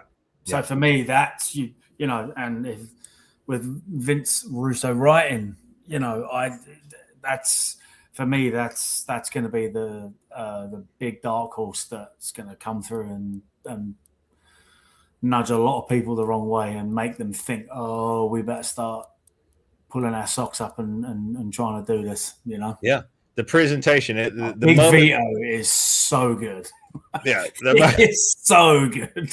Well, I think it was either last week or the week before, and he got bit by the zombie. And he was trying. Oh yeah, it was great. Like yeah, it was much needed comic relief yeah, in wrestling, because then yeah. they would have that, and then he's trying to cover it up with like band-aids and say it's something else, and then he goes into the next segment where it's super serious. Yeah. So it's like it's got that balance of everything, and it needs that, you know. Yep. You got Vampiro now at the helm, Yeah. controlling things, and it's just a tremendous. Someone just suggested, Maltz just suggested that we do a weekly JCW review show. That's an idea, Martin, because we've got one of the JCW stars going to be appearing with us right here on the Masterclass, I believe, next week. Yeah, I didn't spill the beans, but we do. Okay. We do. We have one of the JCW stars. Okay. Of course, I've been in contact with our dear buddy Vince Russo, so that's in the works. Everything is in the works here. So yeah, I think we will, because I tell you why we can do that. Because you and I, Martin, can stomach watching it. That's why. Yeah. Because I can sit through a whole episode of JCW. I can't WWE. I can't JCW. I do, I wish I could. Like, I never forget being super excited about the first one on Netflix, because I was like, man, this is going to be so good. Yeah. And it was, it was tough, and then I was, I tried and tried and tried. Then I got super excited about Penta debuting. Yep. And then after that, I think it was his like third match, which I don't think they had. Well, I mean, that's long ago. But just after that, I'd get maybe 2 minutes, and I'm like, I cannot do it. I tell you what, Maltz 92, he volunteered to be a contributor to our particular review of JCW. So I tell you what, Maltz, email me, Maltz, if you want to be a true contributor, if you want to give me bullet points to discuss. If you want to become an honorary member of the team, email me at the Masters of Wrestling Podcast at Gmail. All one word, the Masters of Wrestling Podcast at gmail.com. Maltz, and he will 100% get back to you, because he did to me that time. So that's what we do. We get back to our loyal fans here. There's a reason they call us the Masters of Wrestling, and there's a reason you are the greatest wrestling podcast fans in the world right now. If you haven't already, make sure that you smash that subscribe button. Make sure you hit that like. Make sure you smash the notifications bell, so that every time we drop a video on this channel, you will be notified and you can watch it. Also, make sure you join and become a channel member. Again, it's $4.99 a month. That is the price of 1 cup of coffee at Starbucks. You drink that cup of coffee, a few hours later, it tinkles right out of your body.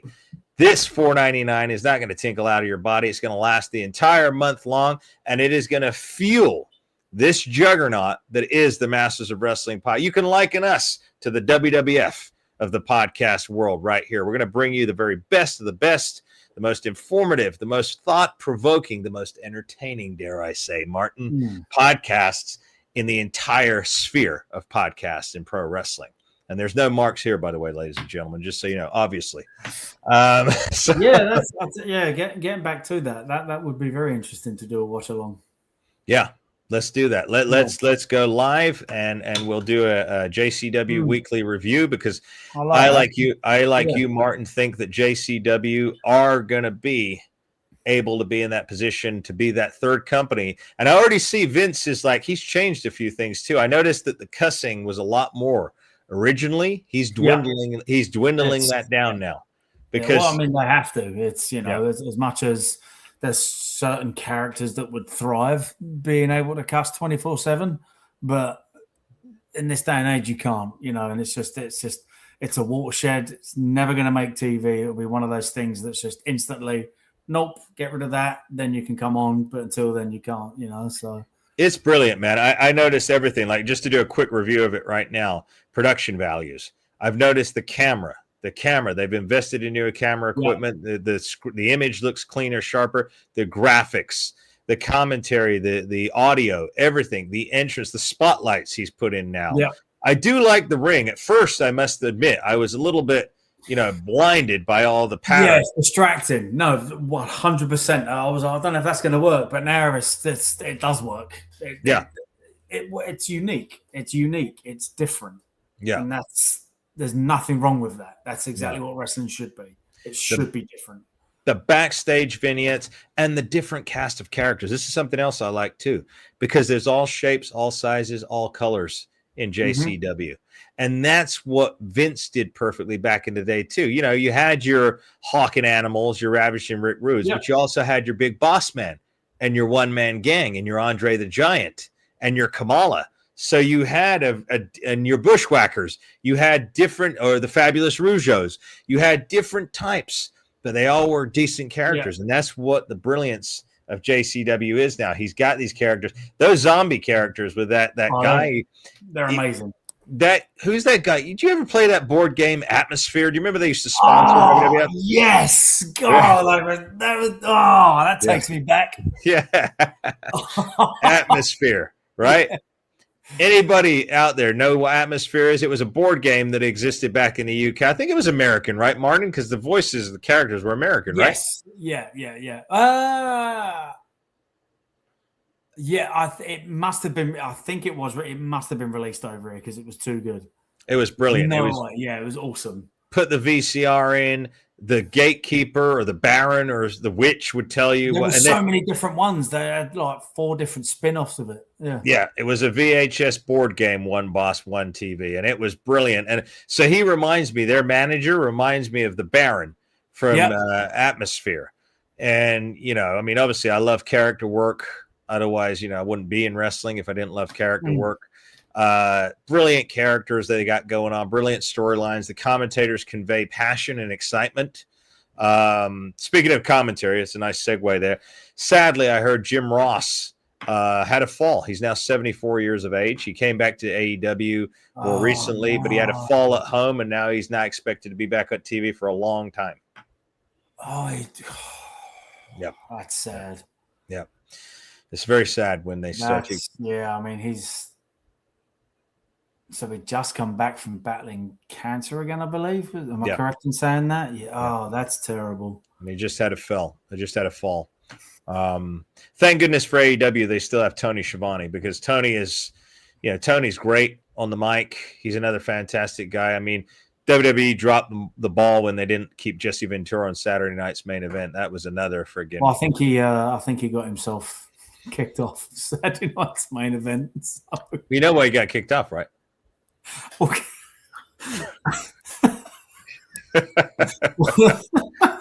Watching the highlights back and watching him just bury the talent was, it's not obviously. Some of those guys are my friends, and I'm like, oh, this is so awkward to listen to. But then I'm like, I can't even argue it. He's right. Jesse Ventura, you can't argue with a legend, man. No, I was just like, yeah. He's telling it the way that it is. He's another guy. Again, it seems to me all the guys that were uberly creative, all the guys that actually gave a crap, Warrior, Jesse Ventura, Paul Roma, our dear friend Paul Roma, all the guys who cared about being a role model and really entertaining, they all ended up getting the short end of the stick. Why? Yeah. Jealousy. Paul Roma. Yeah. Jealousy. I hated the fact that like he was in the Horseman, and then everyone was just like, oh well, he was the crap one. And I was like, was he? Really don't think he was. Absolutely not. Paul, awesome physique. Yeah. And he was awesome in ring. Paul was, and I've said it before, not just because he's a dear friend and a business partner, but like Paul Roma was the quintessential 4 horseman at that time. That's what a 4 horseman man should have been, right? He was youth, he was athleticism, he knew psychology, he was in shape, and he took himself seriously. And he was good to the kids. He was a good role model and whatnot around ring. He does a lot of charity work, if I'm not mistaken, right? He does. He does a lot for St. Jude's. Yeah, he's that's done a awesome. lot over the years. So Paul was the quintessential horseman. And I hear that horse shit, every pun intended, too, when they say, oh, no, Paul was not. No, Paul was. Paul was he was what the Horseman needed at that time. I'd say him and Brian Pillman. When Brian Pillman came into the Horseman, he was the second Horsemen other than the one I really didn't like in there was Steve Monaco. I mean, God rest his soul, Steve McMichael and Chris Benoit. I never really liked that combination of the Four Horsemen. I never really liked it. Benoit made sense from a work aspect. Uh-huh. Because obviously I think that was more going back to the days of Arn and Oli when they would when they were just wrestling machine, like when they were just like wrestling machines as such. I think that was more of a throwback to that. Red Fox. Awesome. We just got a new channel member. Thank you so much, Red Fox. Hey, viewers, people watching. This is a man who understands the value of $4.99. He's not going to piss it away in a cup of coffee. He spent his $4.99 to help fuel the juggernaut that is us, the Masters of Wrestling, right here. Now he gets a shout out. Now he gets a question every live stream answered. And that's look, he right now. He's look, I'm going to put this out to all of our viewers right now, Martin. You see what he said right here? Choosing to make history and not piss it away at Starbucks. Tremendous. There you go. Now that's a man right there who knows how to entertain right there. No, good man. That's it, Red Fox. Yeah. So yeah, brilliant, fantastic. But no, what the heck? What was I talking about right there? We're talking about the Horseman. The Horseman. Yeah, I mean, Chris. Yeah, I could see that from a work standpoint. Obviously, it made sense. I mean, I think one of my favorite members of the Horsemen was Barry Windham, and he was not part of the original crew. You know, the original crew was Flair, Arn, Ole, and Tully. Yeah. So even going back to that, because I'm a huge fan of Barry Windham. I think he was absolutely phenomenal in ring. You know, he was even good at. You know what? I think they really missed the mark. Oh, by the way, hold on. Red Fox says, Emir always spells my name correctly, unlike Starbucks. This is a man who knows how to work right here. Starbucks this is a man. Cannot say my name. I have to literally say my name's Steve, just so they can literally say my name. Well, they always... Marvin, Monty. It's every Starbucks. Yeah, it's true. You know, every time I used to go there before, I say Emir. It'd come back AMIR. So eventually I said to them, I said, how does that Amir sound like Emir, right? There's a big difference. Yeah. But then eventually I told them, no, my name's Master. So you know what happened? Last time I went there, they put Master on the cup. I get to the window. They handed me the cup and they said, oh, no charge. I said, excellent. What? I said, your name's Master, right? I said, you got it. Rolled up that window real fast and took off. That was it. Free cup of coffee right there. Just because I'm the Master. But Horseman, right? Going back to the Horseman here, right? No, I think, you can throw Paul in there with Chris. I think definitely with, I could see that, the same kind of physical attributes as that. Paul was a much better talker, though. So yeah. And that's not to take away from, from anyone's ability. No, for sure. But, I mean, the Horseman thing, I think they definitely needed to up it at that time because, like you said, you can't just build in an older talent. That's what we're talking about. Barry Windham. Sorry. Yeah. I was going on to Barry Windham. The Stalker, Barry Windham. Remember when he became the Stalker in the WWF in the mid-'90s? Did you remember that? I thought it was the Widowmaker. No, he was the Widowmaker in the late 80s, and then they brought him back. Oh, the Stalker. That I don't remember. Okay, go back and watch. He became the Stalker. He was at Survivor Series 96. He was in a team, I believe, with a young Dwayne. Yeah? Yes. Yeah. And now then he became part of the... Yeah, now I remember. Oh, my God. Yeah, why did they? That was good. I mean, had he not had the face paint, but he could have been something else. But then he made him a blackjack and totally changed him around. Yeah, what? Why? I don't know. I don't... What? Yeah, they really ruined Barry Windham, actually, now thinking about it. They never did anything with him, and I don't know why. He was... There's so many guys. Like Waylon Mercy, Dan Spivey. That was another great character, they brought out at that time. Jean-Pierre Lafitte. What's his name? Carl, the Quebecer there. Forget his name. He still wrestles to this day. Yeah. PCO. When he was Jean-Pierre Lafitte. Do you remember that whole angle he had with Bret Hart talking about, his great-great-grandfather was a pirate and all this crap? And and he had a good look and everything else, and then all of a sudden, and he just vanished. I wrestled him one time in Germany, and just an absolute pro and an absolute gentleman. Yeah. No, I'm looking for. I know one of our friends here, one of our friends through Rico, put me in contact with him. I'd love to get him on the channel here, have a good conversation with him because I can't. He's still going to this day. Still going. He hasn't stopped. Nope. I mean, this man is. He's a proverbial Frankenstein. This man is 1,000%. I've seen him do some crazy stuff. I've been, I was there live when he had a match with Gunther before he was Gunther, and that was one of the most. I've never seen anything like it. Yeah, he's an amazing wrestler. That guy. I almost said the T word right there, but I'm not going to say it because we're not using T words anymore. We're using wrestler only. And you can't say T because obviously the price is a cup of coffee. It's not a cup of tea. Exactly. It's the price of a cup of coffee. All you do is hit that join button. It's right there on your screen right now. You can just look underneath the image on us, our beautiful faces, and it says join. You just got to hit that join, $4.99. Price of a cup of coffee. You'll become a member. You will fuel us and position us in the number one spot in the podcast realm here, the Masters of Wrestling. That's why we're called the Masters of Wrestling.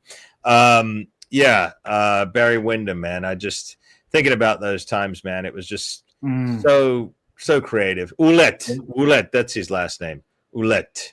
Yeah, French Canadian. Yeah, I always thought he was American. I didn't know he was French Canadian until years later. How many years ago did you face him?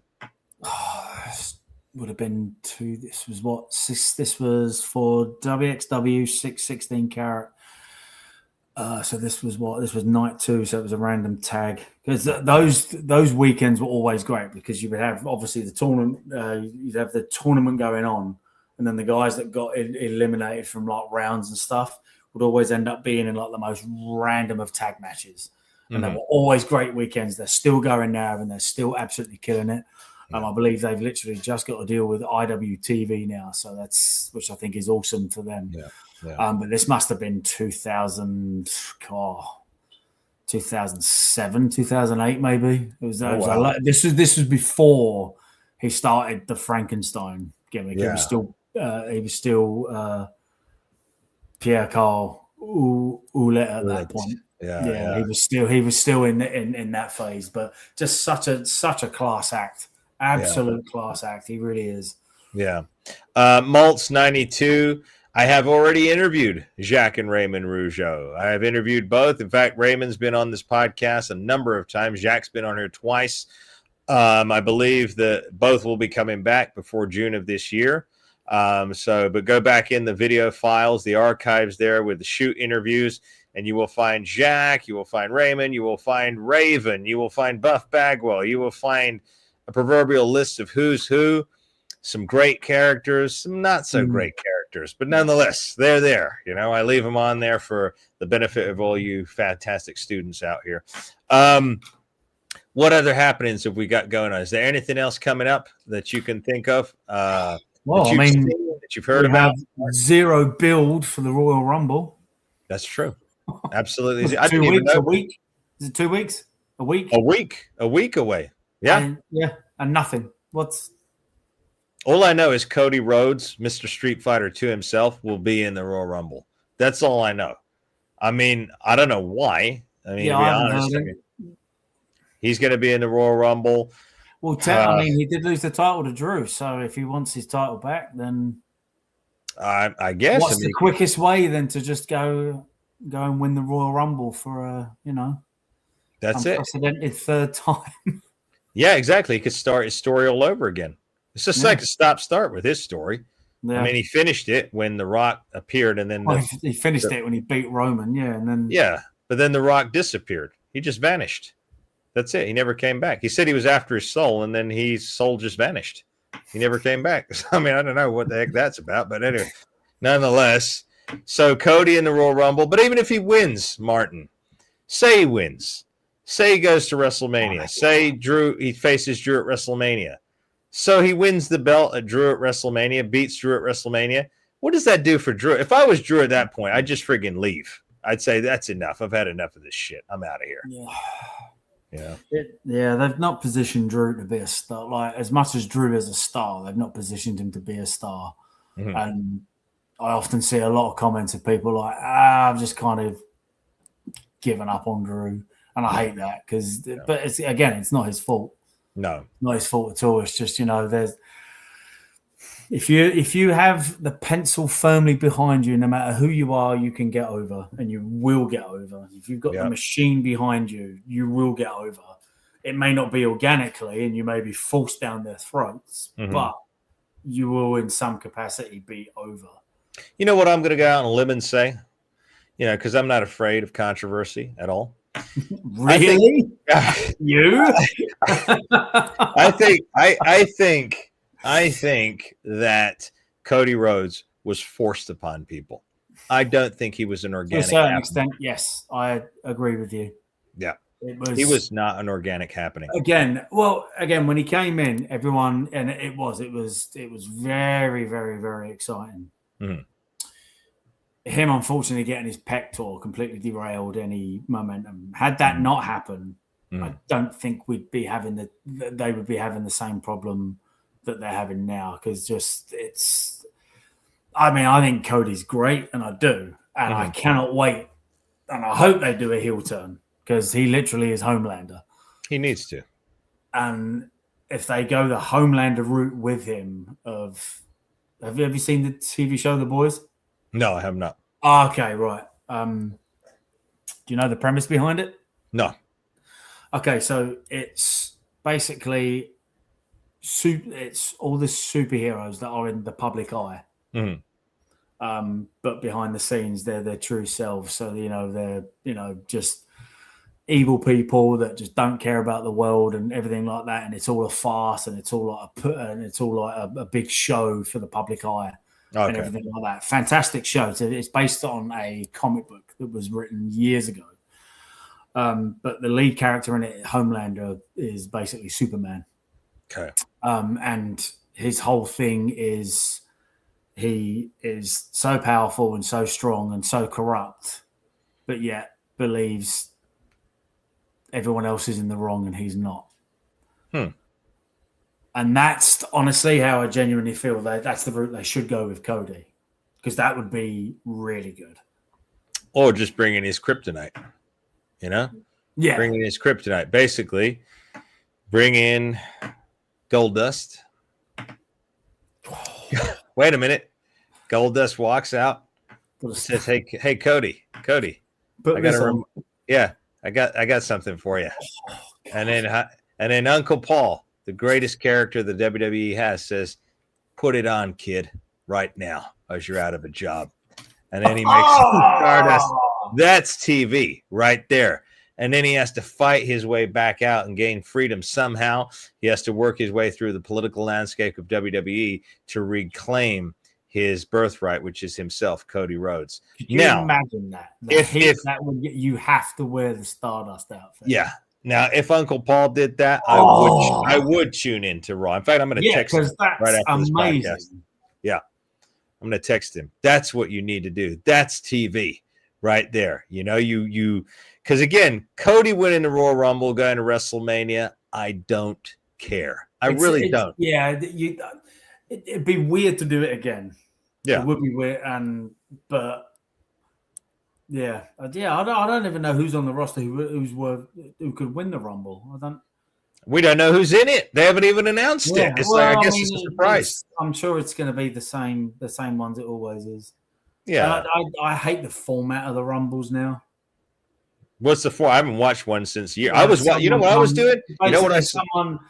Each person that comes down the ring then just basically blows a comeback on everyone, bumps everyone. Like, it's not like it used to be when it was just like a genuine free for all, and it looked like a struggle. Oh my gosh! They're going to make win. I just realized it's probably going to be that. It's probably going to be that potential criminal Logan Paul. If not him, it's going to be that other YouTube twerp, show speed, the idiot that came in last year that Braun Breaker broke in half. The soccer enthusiast. Yeah, it's probably going to be one of those jabronis. No, there's not. What if it was though? Do you imagine the lunacy of that? Sorry, JCW, I don't mean to include you in the same conversation as the idiocy of WWE. I mean, if they put Logan Paul, the heat would be astronomical. But yeah, But you know what Logan should do? He that should would be just, rough. you know what he should do? Here you go. This is how I would book the show. I'd say, Logan, get your ass out there. Go out there dressed up in your stupid ninja outfit, whatever the heck stupid red headband shit he wears. I get it. Get him to go Power out Ranger. there, right? Not a Go Power out. Ranger. Yeah. Power Ranger. Yeah. Go out there looking like an overgrown child, right? Take with you one of those Pokemon cards, right? Take that one that you got for $2.5 million. Cut a promo holding that card saying, hey, I auctioned this off at one time and I heard a bunch of people never got their money back. Oh, well, read the fine print next time, you losers. Put it back in his pocket. You know what? If he played on the true life situation and brought that into pro wrestling, then he'd get some heat. Then he'd be interesting. Then he'd be an interesting. That was the controversy. That was the controversy. Wow. Now, if he really played on being a total asshole like that and brought it into his character instead of trying to become the blue ninja or turtle friggin' Power Ranger, if he played that, honestly, think about it. If he just wore black, right? Say he had gold boots or something, kind of like the $1 Million Man. I got money coming out everywhere, right? Something simple like that, and played into the fact that he was so arrogant that he had more money than everybody else, and his whole Titantron was him, his $33 million house, jets, this and that, and blah, blah, blah. Maybe he blows his nose with $100 bill and throws it in a trash can. Then I'd find him interesting. Yeah. Then I'd find him interesting as a character, not as a person. Not as a human. That's a character. Yeah. We're booking Martin. You know what? That is a character. I would 100% want to see that guy get the crap knocked out of him. So in this one episode, Martin, we have redefined my Uncle Paul, given him the greatest character of all. We have just rebooked. What? Sorry, please go. I'll say he now though has to bring the Stardust costume out. Right. That's ingenious. Sorry, that you know what? 100. I would literally try and get the money to get a ticket and go to every Raw to watch that unfold if that happened. Exactly. And you know what else I'd tell Uncle Paul to say? I'm going to text him again tonight. I'm going to say, Uncle Paul, this is what you need to say to guys backstage. Say somebody's coming up the ranks, right? I'd have little vignettes, backstage segments. Someone's coming up and he goes up to them and he says a few words of wisdom to them. And then he says, carrion. And they go, what did you say, Paul? Uncle Paul? He said, oh, I meant carry on. To mean like, hey, watch it because I'm going to do to you what I did to Karrion Kross. You carry on. Yeah. I'd get him to say little things like that, take shots at people. That's TV. That's what our dear buddy Vince Russo, that's what you and I understand, right? I worked in Hollywood for 10 years. I know how to write a TV show. I know how to write a movie. I understand character development. That's what you do. The winner of the Royal Rumble gets his Pokemon card. There you go. There you go. Spin it like that. Logan Paul. Yeah. If any of these ideas materialize on TV, Martin, I'm going to be we know they're watching. Yep, exactly. I'm going to be sending a bill to Titan Towers. Yeah. So accompanied by, a very stern letter right there to my Uncle Paul. But I think, even our fans saying right here, I would love to see Logan Paul do that heel gimmick. Of course. It's like it's right there. It's in the palm of their hand. Yeah, it's literally self-written. That's I don't know. Yeah, Stardust, man, 2026, man, here he comes. But I want Goldust to come back out when he says it with the when he had that tick when he would go gut. And I want him to Tourette's, with Tourette's. I want him to come back out and just say, hey, I got something for you. Yeah. And we hold the, and again, we apologize to anybody who has that. I pray in Jesus' name you be cured of that. But like I said, for the character, for Goldust, what he did there, I want him to come out and, hold up that Stardust costume. And I think that would be hilarious. Now, that would get sympathy for Cody Rhodes again. That would make him relevant again. Yeah, because obviously he's gone on record and said how much he hated doing that. Yeah. To his credit, though, he made that work. He made Stardust work, to his credit. He But did. obviously, I think, there's a lot of resentment for having to do that. Mm-hmm. But just even thinking about it now, just that, that visual in the ring of just his head like down low and just Hunter holding it. That's a heel. That's a That's heel. a heel. Yeah. That's what. And if you don't, you're gone. Like, Exactly. If you don't put this, I can just see it right now.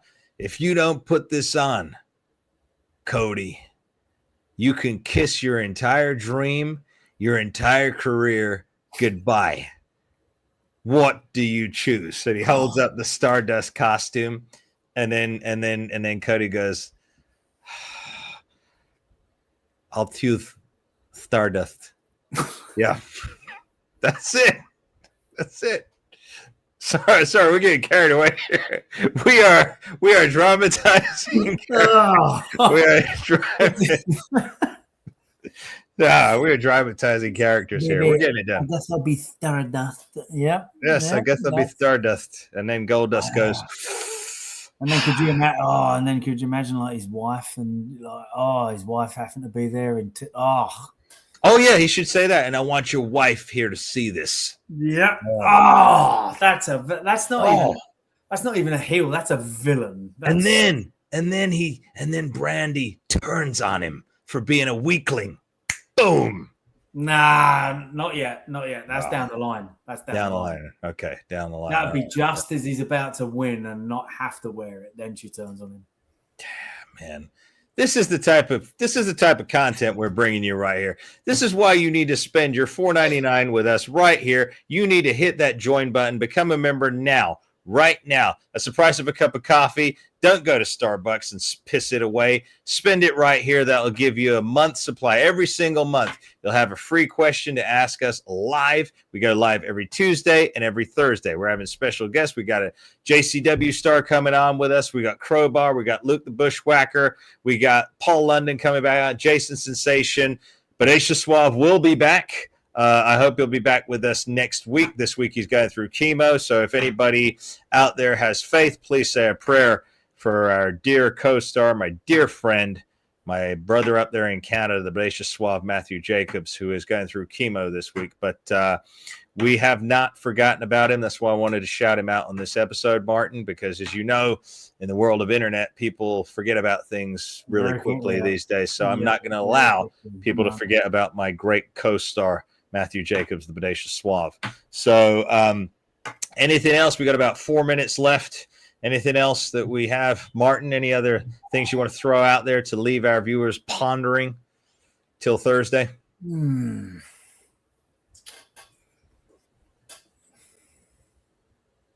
Yeah, I'm trying to think of sort of a fun game. A fun game? You want to challenge fun game in terms of challenging the students. Okay. What do you want to challenge them with? Yeah.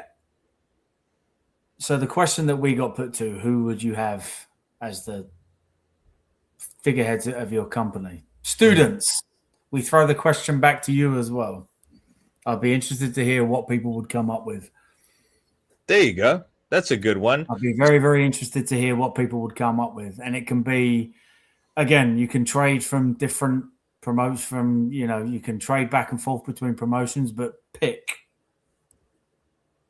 one male, one female that you would start with and why. Okay, there you go, viewers. So you heard it from Martin Stone, the fixer himself. Don't make him come out and fix you because he will. But at the end of the day, and again, you can take that term, fixing you, much like when animals get fixed. But nonetheless, aside from that, Martin, I put you on the spot with that one right there, huh? I'm going to fix you, right? Yeah. If something needs fixing, then I'm the man that fixes problems. Absolutely. So he is the man that fixes problems. But you heard Martin. So go ahead, leave a comment in this video, not here, not in these comments, because these will disappear. Everything you just wrote here will not appear.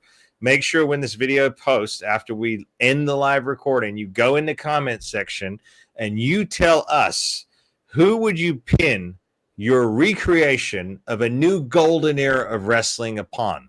one male and one female from any company to rebuild professional wrestling to the glory days that it will. But aside from that, Martin and I are rebuilding professional wrestling to its glory days status. We're doing it here, and there's going to be some things that we're going to be doing outside of the podcast realm, inside the squared circle in the wrestling rings around the country in the coming months. So make sure you stay tuned for that, because you're going to be very interested to hear all the happenings that we've got going on, the revolutionary things that are going to happen for us in 2026. But until then, Martin, any closing statement? Do you want to say goodbye to everybody before we close out here? Yeah, everybody, thank you for your questions. Thank you for tuning in. It's been an absolute pleasure, as it is every single week so far. So thank you very much.